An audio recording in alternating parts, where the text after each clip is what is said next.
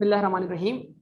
तो last class में हमने प्रैक्टिस कंप्लीट की किसकी, पॉइजो डिस्ट्रीब्यूशन की।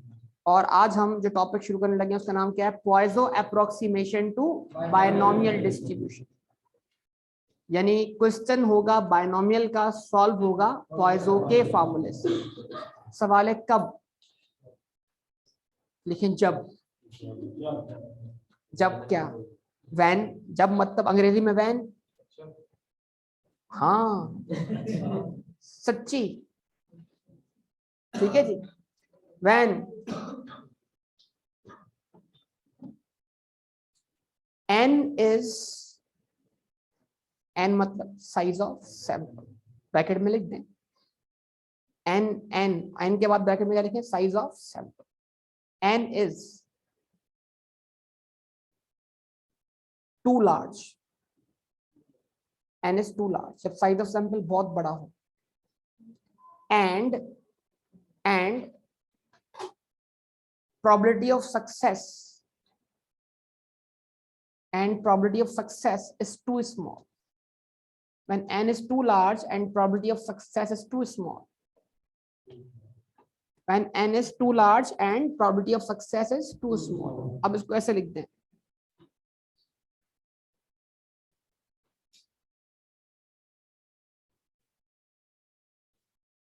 when n is greater than equal to 20, that is what, at least 20।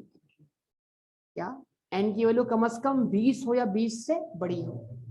अब बड़ी कहां तक हो, वो आप 20,000 बोल दो, 10,000 बोल दो, ठीक है जी, वो तो फिर आपकी बात है।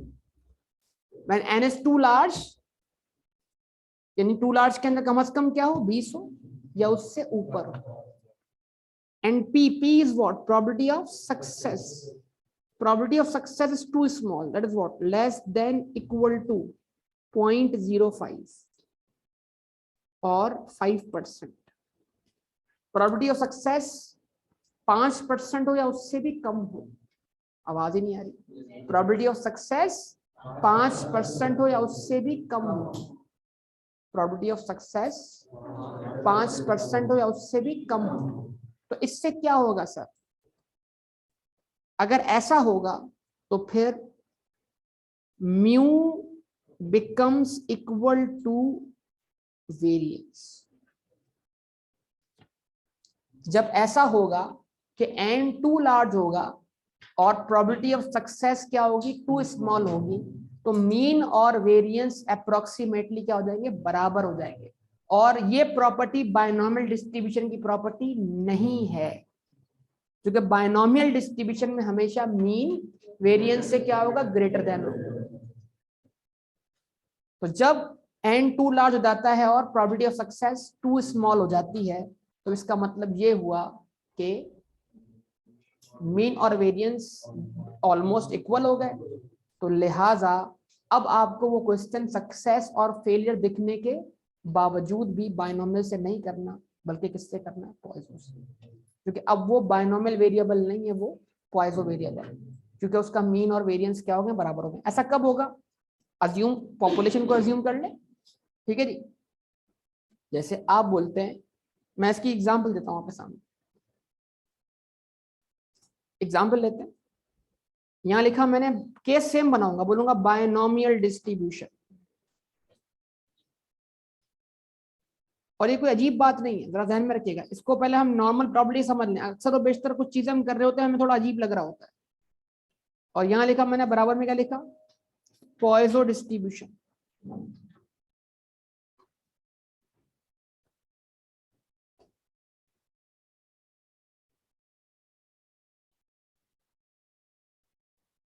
एक तरफ क्या लिखा, बोले, एक तरफ क्या लिखा,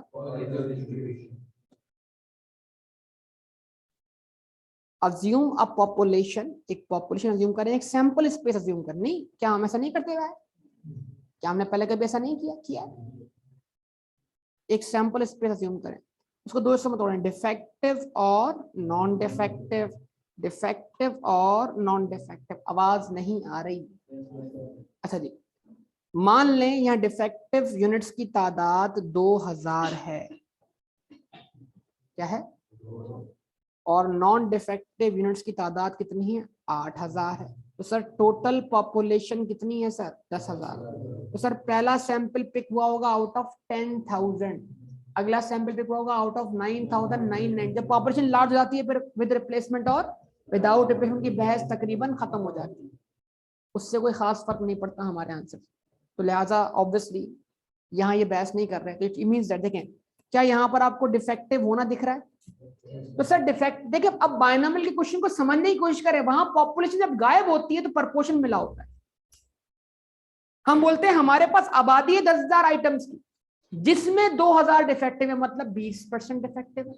अब अगर मैं 2000 ना बताऊं और ये बोलूं कि 20% आइटम क्या होते हैं हमारे पास डिफेक्टिव होते हैं, तो पॉपुलेशन क्या हो गई, वेरी लार्ज और अननोन।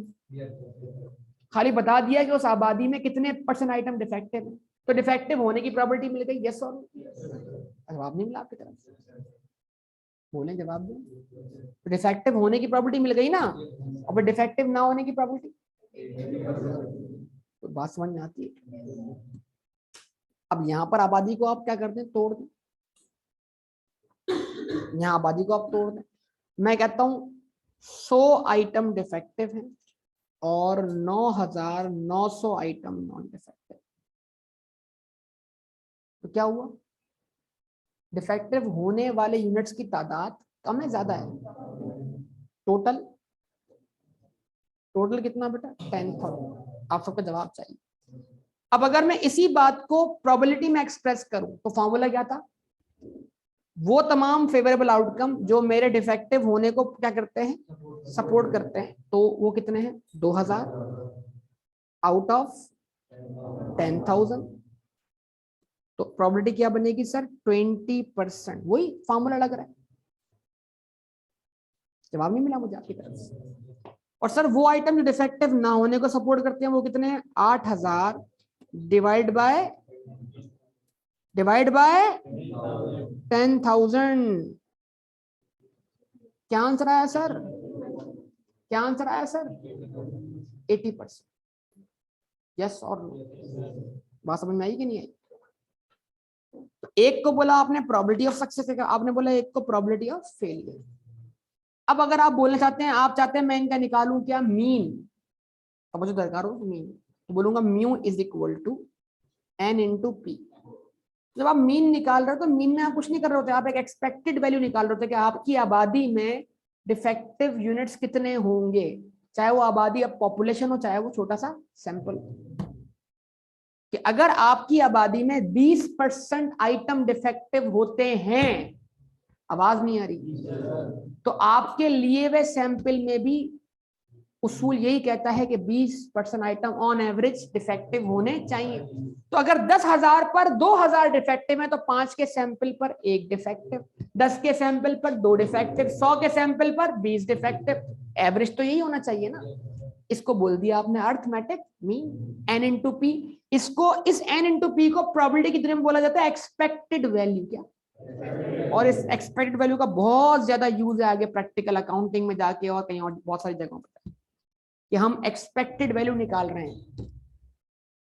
तो मतलब क्या हुआ, अगर असल पॉपुलेशन मालूम है तो एक्चुअल एक्सपेक्टेड वैल्यू मिल जाएगी। मतलब अगर समझेगा जरा बात को, आप जरा गौर कीजिएगा, ये P जो है P, ये कैसे आ रहा है, अगर ये n जाके वहां पर क्या करें, तो अब क्या हुआ, म्यू डिवाइड बाय n, मतलब expected favourable outcomes divided by total possible outcomes becomes what, probability. तो जब प्रोबेबिलिटी को आप दोबारा मल्टीप्लाई कर दें किससे, 10,000 से, तो आपको दोबारा एक्सपेक्टेड नंबर ऑफ रिजल्ट्स नहीं मिल जाएंगे। और आप अप्लाई करके देखें। तो आपने बोला 10,000 अगर हमारे पास पॉपुलेशन है और उसको मल्टीप्लाई कर दें 0.2 से, तो हमारा आंसर क्या आता है सर, 2,000। यस और नो, क्या कहते हैं आप, जवाब नहीं मिला आपकी तरफ से, बोले बोले बोले जवाब दें। लेकिन सर एक काम और करते हैं सर, इसका वेरिएंस निकालते हैं जो कल सीखा हमने। फॉर्मूला क्या है, एन पी क्यू। वेरिएंस का मतलब क्या है? मीन से मुख्तलिफ होना, और मीन से मुख्तलिफ होने को कौन सपोर्ट करता है? Q, probability of failure. हम क्या करेंगे भाई, एन की वैल्यू रखी हमने 10,000, मल्टीप्लाई किया इसको किससे? 0.2 से, मीन बन गया। लेकिन जैसे इसको मल्टीप्लाई किया 0.8 से, तो ये क्या बन गया? वेरिएंस बन गया। और ये कल वेरिएंस हमने कैलकुलेट किया है क्लास में, ठीक है जी। तो आंसर क्या है आपके पास? 6। क्या मीन और वेरिएंस में वाज़ेह फर्क है या ऑलमोस्ट बराबर बोलेंगे इसको आप? वाज़ेह फर्क है या नहीं है फर्क बेटा? बोले फर्क है। तो ये कौन सी डिस्ट्रीब्यूशन है? Binomial distribution. अच्छा जी, अगर हम क्या कर देंगे, इसका अंडर रूट निकाल लेंगे, तो हमें क्या मिल जाएगा? Standard deviation. कितना? 40। 40 क्या बन जाएगा आपका? Standard deviation. अब आइए यही चीज बराबर वाली डिस्ट्रीब्यूशन पे अप्लाई कर लीजिए, जो पॉइजन डिस्ट्रीब्यूशन।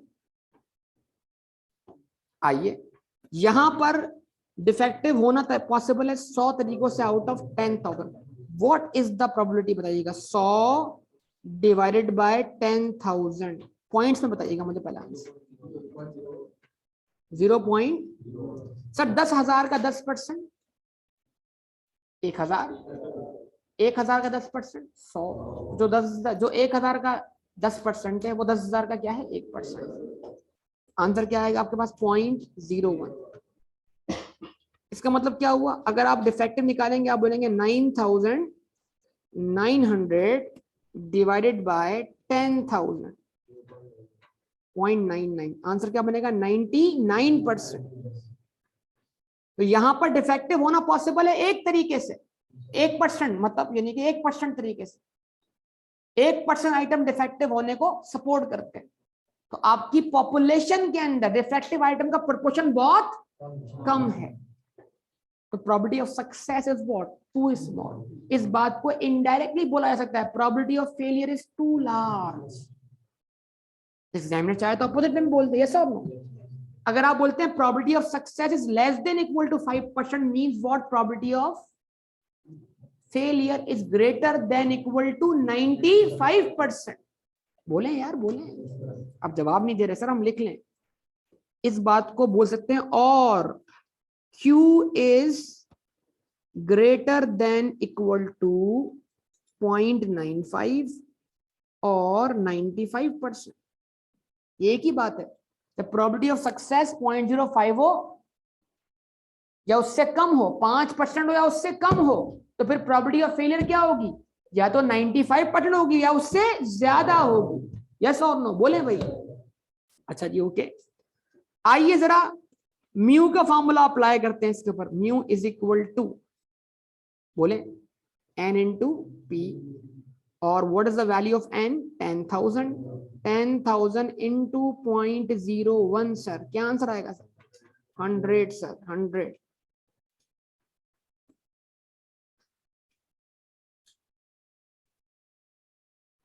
यस और नो?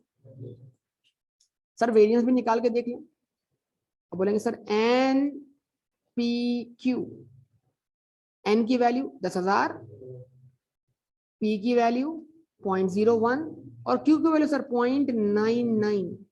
जवाब दीजिएगा। एग्जैक्ट 99। तो 99 और 100 में क्या फर्क है? खास फर्क। तो क्या बोला भाई हमने? क्या बोला था कि मीन और वेरिएंस अप्रोक्सीमेटली क्या हो जाएंगे? बराबर हो जाएंगे।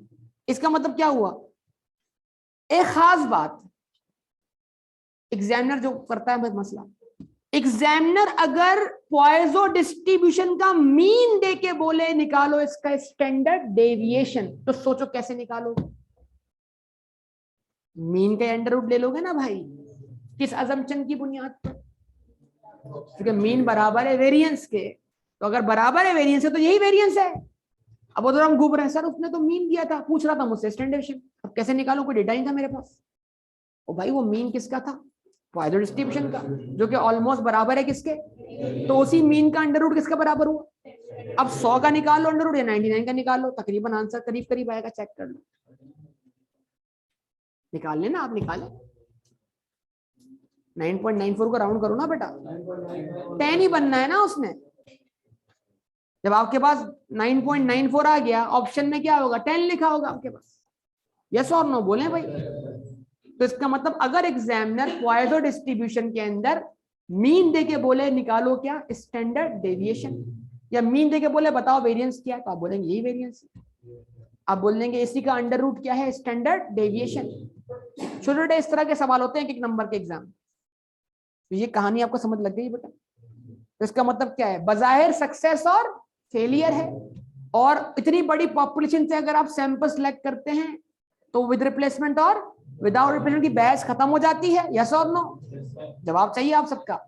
तो फिर बजाहिर क्या लग रहा है, सक्सेस और फेलियर भी है, रिजल्ट जो है वो क्या है इंडिपेंडेंट भी है। क्वेश्चन लग रहा है किसका है, बायनॉमियल का, लेकिन बस ख्याल रखना है क्योंकि probability of success too small है और size of sample very large है, लिहाजा क्वेश्चन है तो बायनॉमियल का, सॉल्व होगा पॉइजो के फॉर्मूले से। बात क्लियर है? तो स्टार्ट लेते हैं अगर आप लिख चुके हैं इन सब चीजों को।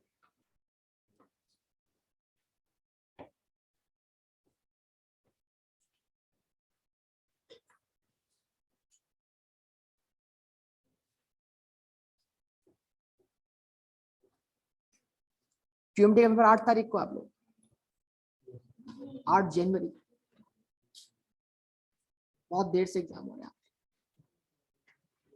फिर उसके बाद आखिरी एग्जाम 9 तारीख को, उसके बाद 12 तारीख को, 11 तारीख को नतीजा। 17 लिखा हुआ है और लेट।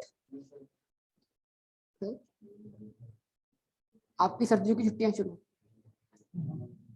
पेपर देके सर्दियों की छुट्टियां शुरू ना आप लोग। आपकी मर्जी आप ना लें, आपकी मर्जी आप लें, आपकी मर्जी आप कैफ की तैयारी शुरू करें। पेपर आपको लग रहा है आपको पेपर पास है तो आ जाओ मैदान में, शुरू हो जाओ, बस पेपर देकर वापसी।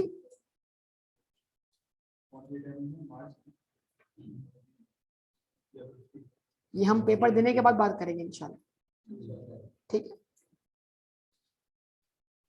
मार्च का तो कोई गुंजाइश दिखाई नहीं देता बेटा, नहीं ना, यही तो मसला है। वो टाइम कैसे निकल जाएगा पता ही नहीं लगेगा। चले 12 अभी तो पढ़े हैं इसको फिर। यार ये गलत बात होती है, मैं डराता थोड़ी, बता रहा हूँ समझा रहा हूँ, ठीक है जी। आंखें नहीं खुलती यार, सुबह सुबह आंखें नहीं खुलती। हाँ बारिश होने वाली है पता कब से, सुना है कि 24 तारीख के बाद से बारिश शुरू, सिंध की तरफ बादल आएंगे, अल्लाह की रहमत आ जाए अच्छी बात है भाई। बारिश हुई नहीं है वैसे काफी अर्सा हो गया, पेपर के कोई फर्क नहीं पड़ता बेटा।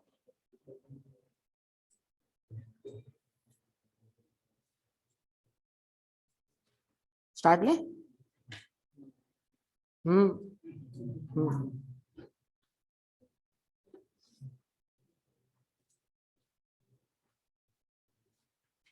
हाँ भाई स्टार्ट लेते हैं जरा, करें स्टार्ट। क्वेश्चन सवाल आपके सामने है, तो सवाल आपके सामने है, अ पर्सन ड्राइव्स 20,000 टाइम्स। एक शख्स है जिसने अपनी जिंदगी में कितनी बार गाड़ी चलाई है भाई, 20,000 दफा। तो गाड़ी एक बार गाड़ी चलाना नंबर ऑफ ट्रायल। तो बंदा पहली बार गाड़ी चला रहा है, फिर दूसरी बार ट्रायल। पहली बार एक्सीडेंट होने के चांस, एक्सीडेंट पहली बार गाड़ी चला रहा है, एक्सीडेंट होगा या नहीं होगा, सक्सेस और फेलियर।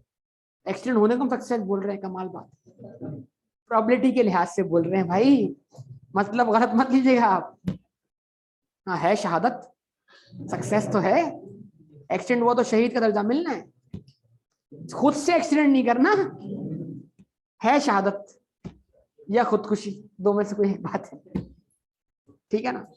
हाँ अगर खुद से करता है तो खुद, मतलब अगर वो खुद गाड़ी चलाता है उसके साथ कोई अपनी नए बंदे का, तो अपनी मर्जी से कोई बंदा बैठता है तो खुदकुशी करता है, ठीक है जी, वैसे शहादत है।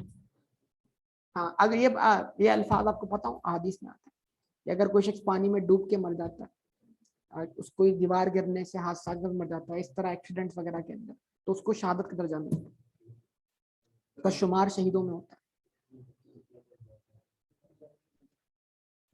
जानबूझ के नहीं भाई, खुदकुशी ना करके यार।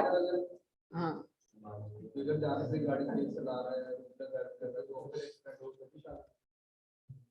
ये अल्लाह पे छोड़ दो, है उसने डिसाइड करना। इंसान एक्सीडेंट में गलती होती होती है, असल चीज क्या होती है, ओवर कॉन्फिडेंस होना। सही है।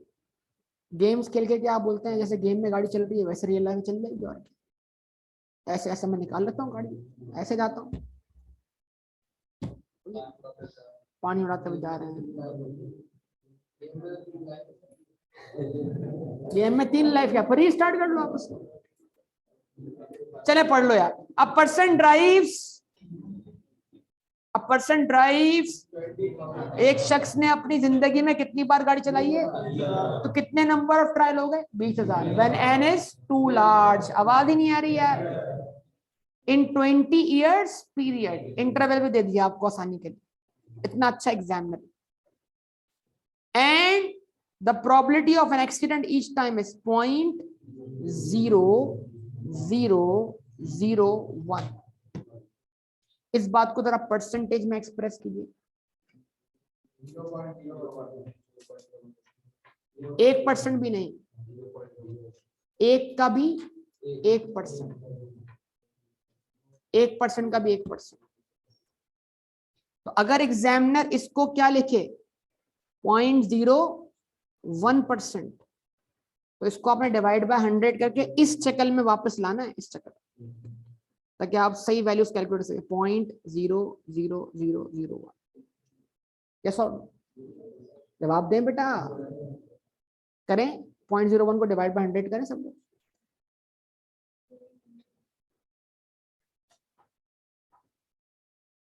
और अगर रेस्ट पावर लग रही है तो 1 प्लस करके देख लो।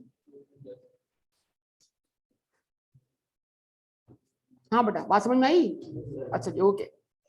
फाइंड द प्रोबेबिलिटी ऑफ 0, 1, 2, 3, 4 और 5। उसके 0 एक्सीडेंट की probability, 1 accident, 2 accident, 3 accident, 4 accident और। आइए जरा चेक करते हैं यहाँ पर n की वैल्यू क्या है, 20,000। आवाज ही नहीं आ रही बेटा आप लोगों की,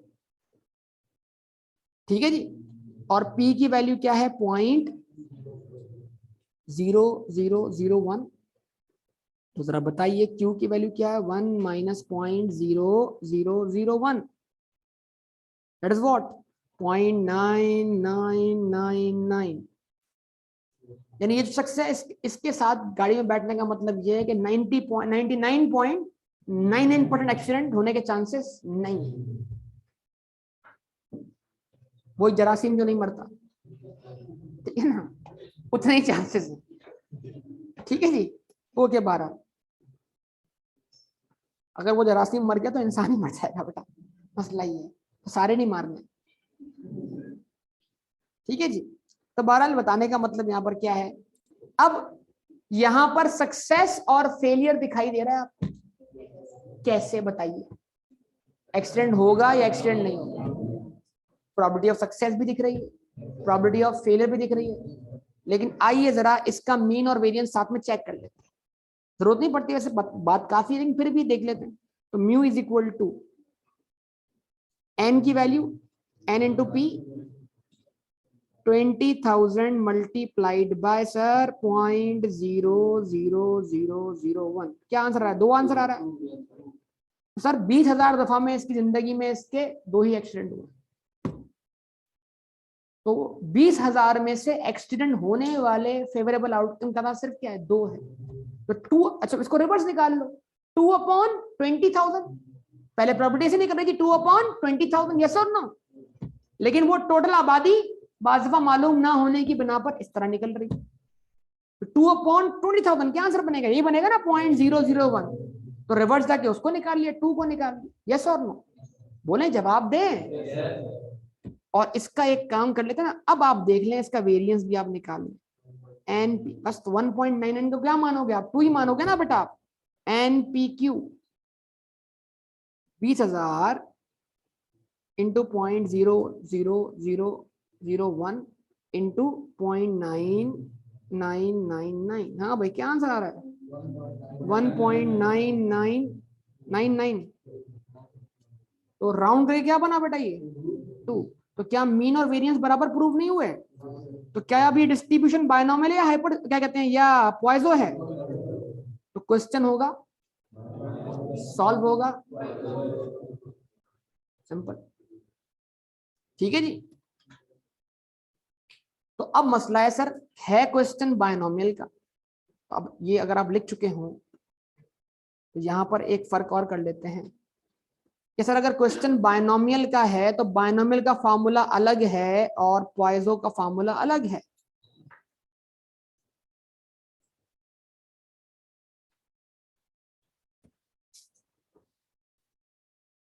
तो अगर क्वेश्चन बायनोमियल का है और ये मीन और वेरिएंस बराबर ना होते हैं, मीन ग्रेटर देन होता है किससे? वेरिएंस से, तो probability of X is equal to लिखते हैं हम क्या, एन सी एक्स, आवाज ही नहीं आ रही, इंटू पी की पावर एक्स इंटू क्यू की power N minus X. Yes और नो? तो सर यहाँ आ जाती प्रोबेबिलिटी ऑफ सक्सेस, यहाँ आ जाती प्रोबेबिलिटी ऑफ फेलियर। क्वेश्चन भी इसी हिसाब से चल रहा है, लेकिन आप बोल रहे हैं कि इस क्वेश्चन को किससे सॉल्व करो? तो सर वहां तो फॉर्मूला कुछ यूं है, ई की पावर माइनस म्यू, म्यू की power x divided by x factorial. Sir कैसे सॉल्व करूं उसको? ठीक है, क्या बायनोमियल में मीन निकालना नहीं आता? ऊपर वाले डेटा का आपने मीन नहीं निकाल लिया, तो एन इंटू पी करके जब मीन मिल गया तो मीन क्या बना, 2 बना। अब ये फॉर्मूले में आ नहीं सकता।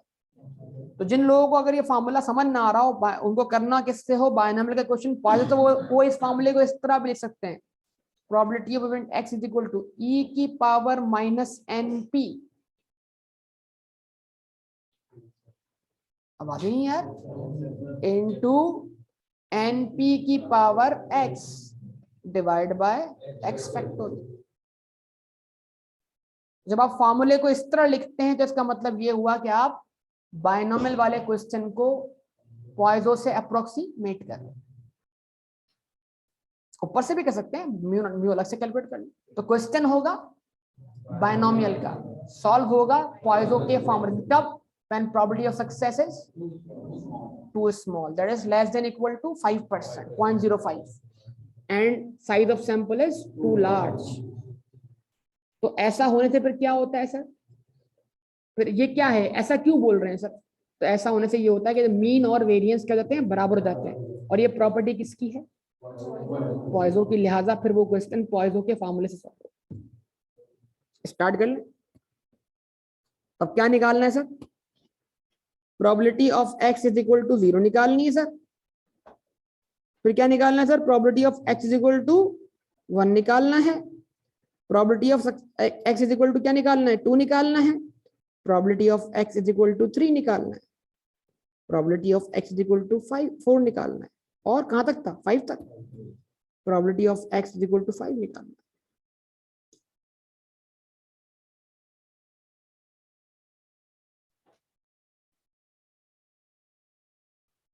चलिए, e की power np minus np, np की वैल्यू क्या है? 2 आई ना बेटा। e की पावर माइनस 2, 2 की power 0 divided by 0 factorial. Answer मिल जाएगा आपको। फिर e की पावर माइनस 2, 2 की पावर 1 डिवाइडेड बाय 1 फैक्टोरियल। फिर उसके बाद e की पावर माइनस 2, 2 की power 2 divide by what, 2 factorial. फिर उसके बाद e की पावर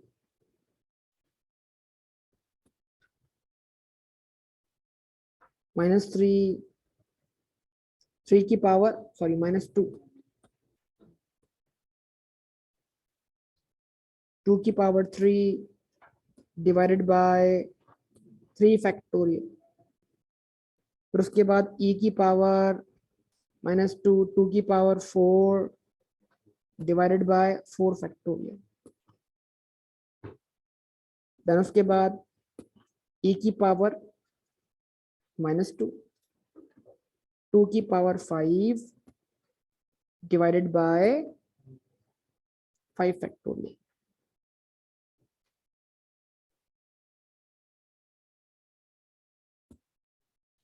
चलिए सम कर दो इसका, या आंसर बता दें एक एक करके। ऐसे तो पूछा गया कि तो वो आप कैलकुलेटर में एफ एक्स की जगह पर फॉर्मूला फीड करके लोअर लिमिट 0 और अपर लिमिट 5 करके भी सारे आंसर निकाल सकते हैं। आपकी स्क्रीन पे सारे आंसर एक साथ दिख जाएंगे। प्रैक्टिस कर लें, साथ साथ आपको आदत हो जाएगी चीजों की, ताकि एग्जाम आप जल्दी से जल्दी सॉल्व कर सकें, है ना भाई? क्या ख्याल, तैयारी चल रही है हमारी?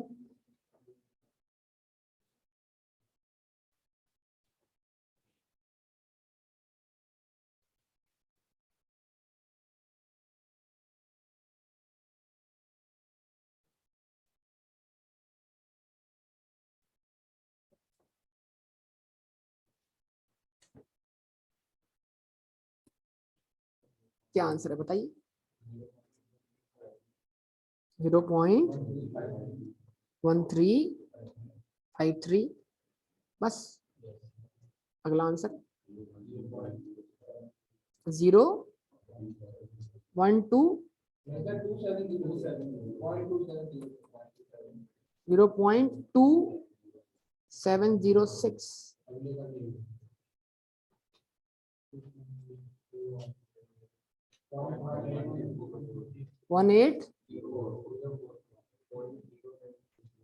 18.0902 0.036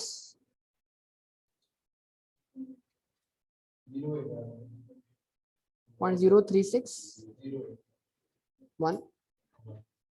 ठीक है। 1 पॉइंट। प्रोबेबिलिटी का सम कभी 1 से बड़ा हो सकता है बेटा? कभी सोचो यार, मतलब सारे कॉन्सेप्ट तुमने एक तरफ रख के क्या कर दिया, कमाल कर दिया है।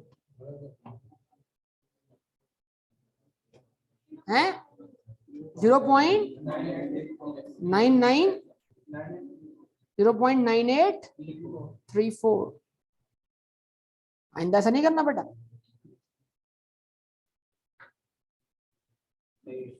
सही है ना? मुझे 2 दिख रहा है यार 4 की जगह। 6 4 10, 6 3 9 और 1 10 और 2 22 आ रहा है। 2 आ रहा है नीचे, तो मेरे पास दिखा उसका आंसर 3 2 होना चाहिए।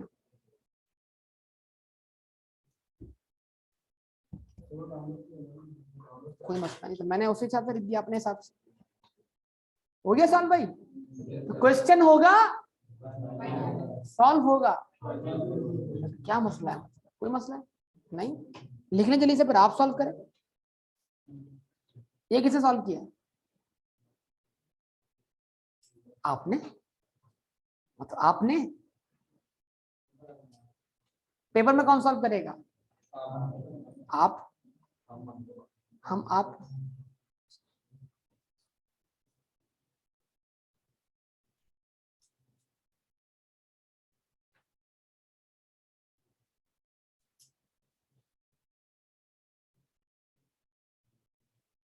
जी बेटा, इनको जगाइएगा जरा। हाँ बेटा आप बताइए, रिकॉर्ड पे जा रहा है देखो। अब आज रिकॉर्ड है, आज दुनिया सुनेगी। ठीक है, तो ये बताओ बेटा, मोड का फॉर्मूला क्या होता है? शाबाश, जल्दी से जी, क्विक जल्दी से। फॉर्मूला फॉर्मूला फॉर्मूला मोड का जल्दी बताओ। अनग्रुप डेटा का फॉर्मूला क्या है मोड का? क्विक जल्दी से, शाबाश।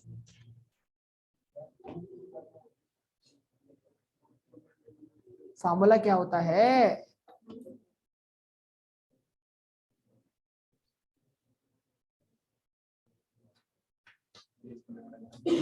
जी मोहब्बस, जी मोहब्बस, ये पेज पलट लिए जाएं इससे पहले के वक्त पलट जाए।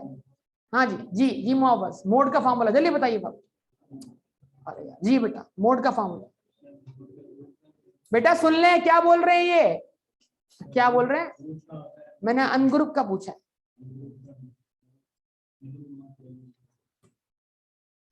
मिडिल मोस्ट वैल्यू को मोड कहते हैं। तो मोड का अनग्रुप डेटा का फॉर्मूला क्या होता है? हालात देखें हम अपने। एग्जाम कब है हमारा? जी बेटा, उनको जगाइएगा, उनको बड़े मसरूफ है मेरे ख्याल से। जी बेटा, जो ज्यादा मसरूफ है उससे पूछना चाहिए, उसके पास टाइम नहीं है। जी सवाल सुना आपने? मोड का अनग्रुप डेटा का फॉर्मूला, फॉर्मूला नहीं होता, फिर कैसे निकाला आपने? हाँ बेटा सुने क्या बोल रहे हो, क्या होता है वो फॉर्मूला नहीं है, mode is equal to L plus H multiplied by F M minus F one divide by 2fm minus f1 minus f2। आपने बोला फॉर्मूला ही नहीं होता सर।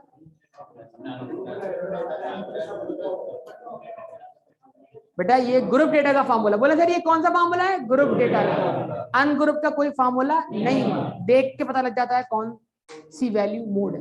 लेकिन लेकिन लेकिन एक छोटा सा काम करना पड़ता है, वो क्या होता है? चुप तो हो जाओ यार, बोलने तो दो, जगाने सोई भी कौम को जागने तो दो, अब तक सोई भी है नहीं जाग रही।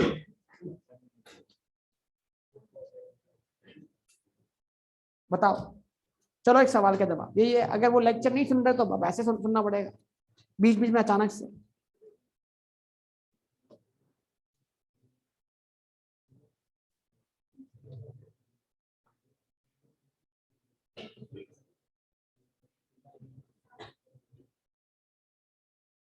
हाँ भाई बताओ क्या मोड है?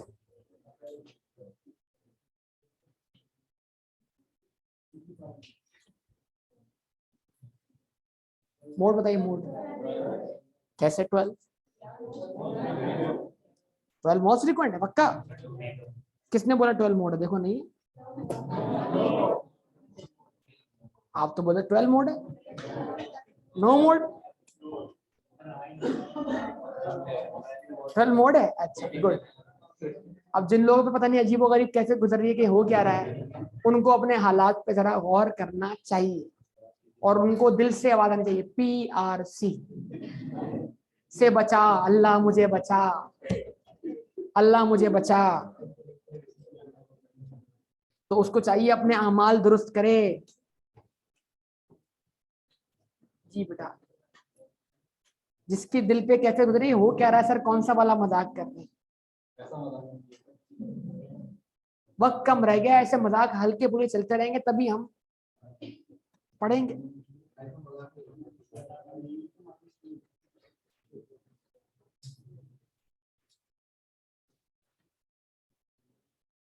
अभी तो प्रोबेबिलिटी का भूत भी आना, देखो ये प्रोबेबिलिटी का भूत है।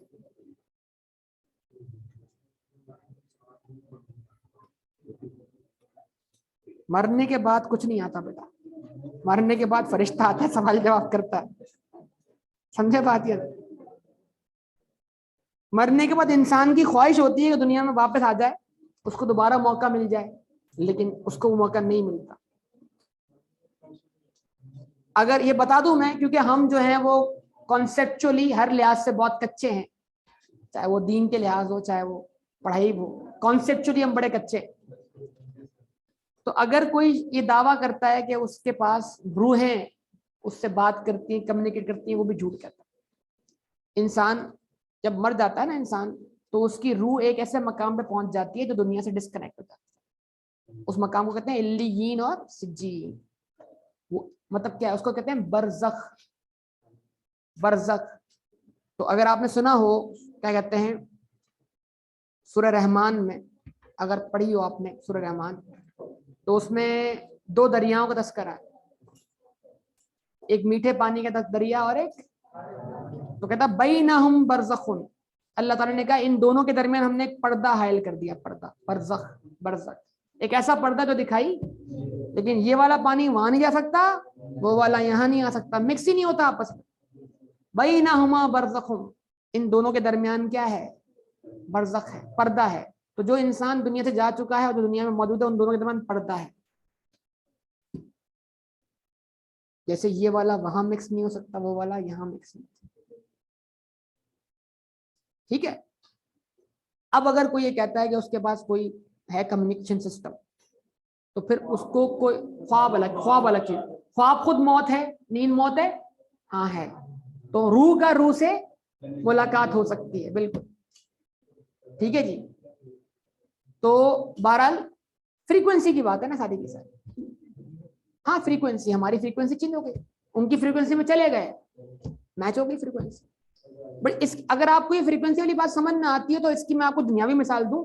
जो डॉग्स होते हैं उनकी एक सीटी होती है, अगर वो सीटी बजाई जाए तो आपको आवाज नहीं आएगी, कुत्ते को आवाज आएगी, वो आएगा सुनकर उसको। ये मैं आपको आप देख लें, इंटरनेट सर्च कर लें इसके ऊपर, क्योंकि वो सीटी की आवाज एक मखसूस फ्रीक्वेंसी में निकलती है जो उसी को सुनाई देती है, और वो सुनेगा, उस पर वो आएगा, रिस्पॉन्स देगा आपको, लेकिन आपको लगता है कोई आवाज ही नहीं है। तो फ्रीक्वेंसी एग्जिस्ट करती है बेटा। अगर आप इन बातों को मजाक समझ रहे हैं तो आप प्रैक्टिकल जरा देख लें। इसलिए हम कहते हैं कि जो हदीस में अल्फाज आता है ना कि जो गधा जब क्या करता है, हाँकता है, तो उसको शैतान दिखाई देता है, तो उसकी देखने की फ्रीक्वेंसी है, अल्लाह ताला ने उसको किस काबिल बनाया है। मुर्गा जब अजान देता है तो फरिश्ता देखता है वो, आप उसकी अजान को मामूली मत समझिए, रहमत की अलामत है कि आसपास कहीं फरिश्तों का नजूल हो रहा है। आजकल तो हमने ऐसे हालात रखे ही नहीं कि फरिश्तों का नजूल, तो ना मुर्गे हैं ऐसे, ना हालात है ऐसे, है ना। जिस घर में सूरह बकरा पढ़ी जाती है उस घर से शयातीन भाग जाते हैं। क्यों? क्योंकि फरिश्तों का नजूल होता है। तो अगर अब एक बंदा कहता है नहीं मैंने तो सूरह बकरा पढ़ ली फिर भी मेरे मामला तो हालात ठीक नहीं हो रहे, तो बात ये है कि उसके जो आस पास के हालात है, तस्वीरें लगी हुई, उसका अपना परहेज नहीं है चीजों से, तो कैसे मतलब फरिश्तों के आने की कैफियत तो बनाइए ना, तो आएंगे नजूल। तो ये बड़ी अहमियत वाली बात है। किसी जगह आप जाते हैं ना, अगर आपको लगता है यार इस जगह में दाखिल होकर मुझे बड़ा दिल को सुकून मिला, ऐसी जगहें होती है। तो क्यों होती है? कोई तो उधर एक्स्ट्रा ऑर्डिनरी बात होती है, कोई तो मसला होता है। तो बहरहाल ऐसा है, चलें बहरहाल पढ़ लें फिल वक्त तो। चलें जी,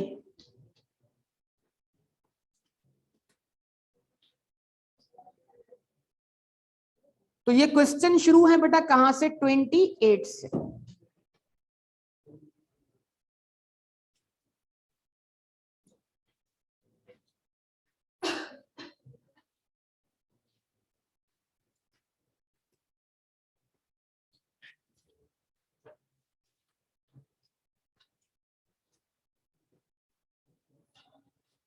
जी जनाब स्टार्ट करेंगे। आपके प्रोफेशन से मुतालिक डेटा दिया हुआ है जो आप बनने लगे हैं। अ फर्म ऑफ ऑडिटिंग या auditing firm, a group of accounts expects that 1 out of 500 accounts contain an error। आपका माजी का रिकॉर्ड ये कहता है कि आप जब आप 500 अकाउंट देखते हैं तो हर 500 में से एक में एरर होता है। तो ऑन एवरेज हर 500 के देखो इसको, ऑन एवरेज हर 500 के इंटरवल पर एक एरर होता है, तो 1000 के इंटरवल पर 2 एरर होते हैं। जवाब मिलना शुरू हो गया। 1500 के इंटरवल पर, 2000 के इंटरवल पर, तो इंटरवल भी दिखना शुरू हो गया। अच्छा अब 1/500 करके देखें, प्रोबेबिलिटी ऑफ सक्सेस मिल जाएगी 0.0 क्या ये प्रोबेबिलिटी ऑफ सक्सेस, इसको मल्टीप्लाई बाय 100 कर दो, परसेंटेज में निकाल लो। 0.0 ये 2% नहीं है, ये क्या कहते हैं 20, देखो 20% को जब हम पॉइंट में लिखते हैं तो 0.2 बोलते हैं उसको। ये मल्टीप्लाई बाय 100 करने के बाद 0.2 है, तो अगर इसको पॉइंट्स में लाना है तो डिवाइड बाय 100 करना पड़ेगा। डिवाइड बाय 100 करो तो 1/, आवाज ही नहीं आ रही बेटा, बोले यार 1/500 इज इक्वल टू 0.002। तो ये बन जाएगी आपकी प्रोबेबिलिटी ऑफ सक्सेस। ठीक है जी, probability of success is too small. Condition number 1, yes और no. If a firm audits 3000 accounts, दो तरीकों से हम इसको सोच सकते हैं। इंटरवल वाली बात कि 500 के इंटरवल पर एक एरर, तो 3000 के इंटरवल पर, ऐसे सोचना। या फिर ऐसे निकाल लें n इंटू पी, म्यू की वैल्यू देखो, सोचो n की वैल्यू क्या रखी है आपने 3000, मल्टीप्लाई पी कर दिया 0.002, चेक कर लो आंसर क्या आता है, 6 आएगा आंसर। 500 के इंटरवल पर एक एरर, 3000 के इंटरवल पर 6। तो समझे बात या नहीं?